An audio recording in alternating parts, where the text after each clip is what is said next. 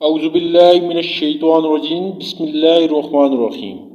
ایک روز حضرت جبرائیل علیہ السلام تنہا بارگاہ رسالت صلی اللہ علیہ وسلم میں بیٹھے ہوئے تھے کہ اچانک آسمان کا کنارہ شق ہوا۔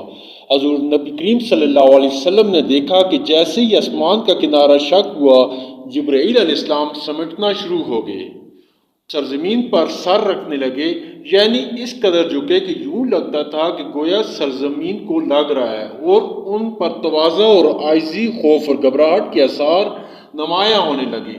جبرائیل علیہ السلام اسی حالت میں تھے کہ انسانی شکل میں ایک فرشتہ نبی کریم صلی اللہ علیہ وسلم کے پاس نمودار ہوا۔ فرشتے نے عرض کیا، اے اللہ کے رسول، آپ کا پروردگار آپ صلی اللہ علیہ وسلم پر سلام فرماتا ہے اور آپ کو اختیار دیتا ہے کہ آپ چاہیں تو آپ کو بادشاہ پیغمبر بنا دیا جائے، اور اگر آپ چاہیں تو آپ کو بندہ منشن پیغمبر کی طرح زندگی بسر کرے۔ اس فرشتے نے جب یوں اللہ تعالیٰ کا پیغام پہنچایا تو نبی کریم صلی اللہ علیہ وسلم نے کچھ فرمایا اور سوچنے لگے۔ بالآخر سامنے گردن جھکائے عاجزی کے ساتھ بیٹھے جبرائیل علیہ السلام کی طرف دیکھا۔ جبرائیل علیہ السلام سمجھ گئے کہ نبی کریم صلی اللہ علیہ وسلم اس معاملے میں مجھ سے مشورہ طلب فرماتے ہیں۔ عرض گزار ہوئے، اے اللہ کے رسول، بندگی اور عاجزی اختیار فرمائے۔ نبی کریم صلی اللہ علیہ وسلم نے آنے والے فرشتے کو جواب دیا، میں بندوں کی طرح زندگی بسر کروں گا، مجھے بادشاہی نہیں چاہیے۔ وہ فرشتہ یہ جواب سن کر دوبارہ آسمان کی طرف عروج کر گیا تو جبرائیل بھی اپنی اصلی حالت پر واپس آ گئے۔ نبی کریم صلی اللہ علیہ وسلم نے جبرائیل کو اس انداز میں دیکھا تو فرمایا، اے جبرائیل، میں تم سے پوچھنا چاہتا تھا کہ یہ فرشتہ کون ہے جسے دیکھنے کے بعد تم پر عجیب حالت طاری ہو گئی ہے؟ حضرت جبرائیل علیہ السلام نے عرض کیا، ہے اللہ کے رسول، یہ فرشتہ حضرت اسرافیل علیہ السلام ہیں۔ جس دن سے اللہ تعالیٰ نے انہیں پیدا فرمایا ہے، یہ تجلی الہی کے حضور کھڑے رہتے ہیں اور اپنے دونوں قدموں کی صف باندھ کر کمال خشوع سے کھڑے رہتے ہیں، حتیٰ کہ اپنی آنکھ کبھی اوپر نہیں کرتے، اور اس کے پروردگار کے درمیان اس حالت میں بھی 60 پردے حائل ہیں، اور اگر ان پردوں میں سے ایک قریب بھی ہو جائے تو جل جائیں۔ ان کی ڈیوٹی صرف یہ ہے کہ یہ لوح محفوظ ان کے روبرو رکھی ہے اور انہیں اس لوح کی پوشیدہ چیزوں کی اطلاع دی گئی ہے۔ جب بھی اللہ تعالیٰ کا ارادہ اس سے متعلق ہوتا ہے کہ زمین اور آسمان میں کوئی بھی چیز واقع ہو تو وہ لوح خود بخود بلند ہو جاتی ہے اور حضرت اسرافیل علیہ السلام کے سامنے پہنچ جاتی ہے، اور یعنی حضرت اسرافیل علیہ السلام اس وقت اس لوح کو دیکھ کر لیتے ہیں، اس مقدر یعنی کام کو دریافت کر لیتے ہیں۔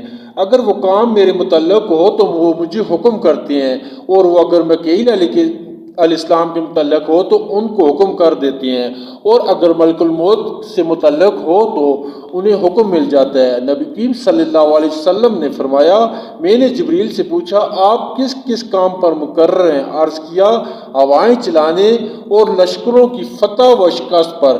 پھر پوچھا، میکائیل علیہ السلام کس؟ تو عرض کیا، بارش اور نباتات پر۔ پھر پوچھا، اور ملک الموت؟ عرض کیا، روحیں قبض کرنے پر۔ حضرت جبرائیل علیہ السلام نے مزید عرض کیا، جب اسرافیل علیہ السلام نیچے آئے تو میں نے خیال کیا اب قیامت قائم ہونے کا وقت ہے، اور ڈر گیا۔ میری حالت میں جو تبدیلی آپ نے دیکھی وہ اسی ڈر کی وجہ سے۔ دوستو، یہ وہی اللہ تعالیٰ کے معزز فرشتے حضرت اسرافیل علیہ السلام ہیں جو اپنے منہ میں سور لیے گئے ہیں۔ جیسے ہی انہیں حکم ہوگا کہ یہ سور پھونک دیں گے اور قیامت کے قائم ہونے کا دن ہوگا۔ اور اوپر بیان کردہ روایت کے مطابق حضرت اسرافیل علیہ السلام اس حوالے سے تمام فرشتوں سے افضل ہیں کہ آپ قرب و منزلت اور لوح محفوظ کی پوشیدہ چیزوں پر مطلع ہونے میں سب سے آگے ہیں، یہاں تک کہ حضرت جبرائیل، میکائیل و عزرائیل علیہ السلام کو بھی حکم چلاتے ہیں۔ لیکن اگر وہی الہی اور شرع نازل کر کے نوع انسانی کی تکمیل اور اس کی نوع کی افراد کی آخرت کی اصلاح، انوار و برکات کے ساتھ عبادت گزاروں اور اطاعت شوہروں کی امداد، ظالموں اور فرعونوں کو ہلاک کرنے کے لحاظ سے دیکھا جائے تو حضرت جبرائیل علیہ السلام بزرگی میں افضل ہیں، لیکن یہ افضیلیت مطلق نہیں بلکہ خصوصاً ہے۔ جہاں تک حضرت اسرافیل علیہ السلام کے قرآن پاک میں ذکر کی بات ہے تو آپ کا نام قرآن پاک میں کہیں بھی نہیں ہے، فقط سور پھونکنے کا ذکر ہے۔ البتہ حدیث کی متعدد کتابوں میں آپ کا نام آیا ہے، جن سے یہ پتہ چلتا ہے کہ آپ کا شمار اللہ تعالیٰ کے قرب خاص کے فرشتوں میں ہوتا ہے۔ دعا ہے اللہ پاک ہمیں ملائکہ، انبیاء، رسول اور صحابہ کرام کے معاملے میں ہر قسم کی بے ادبی و گستاخی سے محفوظ رکھے، آمین۔